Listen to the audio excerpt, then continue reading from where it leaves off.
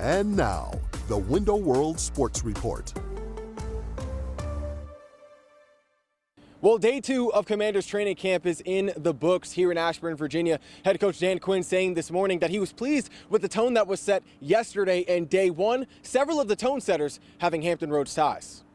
Now, after a strong offseason from GM Adam Peters in this front office, both sides of the ball are really looking rejuvenated, and our 757 guys are playing a huge role in that.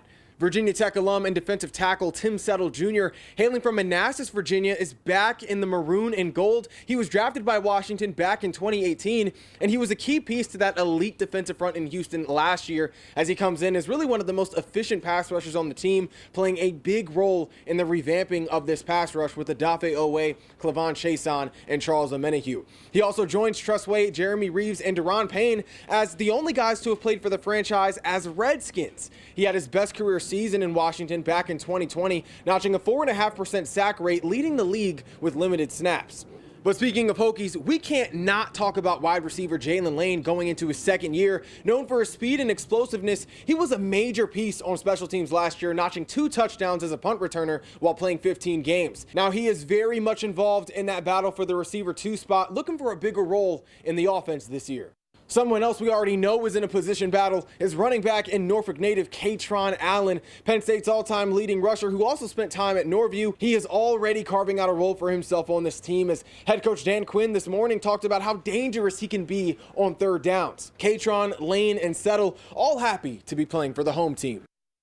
Every time I come out here, man, I just think to when I was younger and, you know, my mom and things like that, so I'm representing them.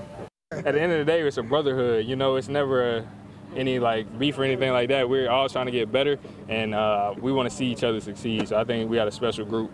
Growing up as a fan, you know, it was hard to leave, but, you know, it was easy to come back. You know, doing one of my journey, you know, grateful enough to be able to come back here. You know, it wasn't hard for me to come back here. You know, I got a son that's turning 6 in 2 days, so, you know, that means a lot to me, being around him and being around my family.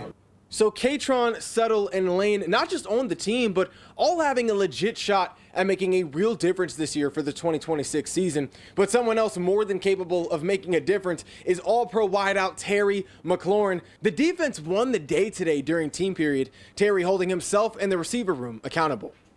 I've always been a big believer of, you know, receivers to a certain degree kind of drive the practice, in the sense that when receivers are making plays, it brings just a certain energy to the offense, makes the quarterbacks feel a little bit more comfortable because they don't feel like they have to be perfect. And then there's times where they make up for our mistakes. So it's a collective effort, but, you know, I'm not worried about where we're at right now. It's just day 2.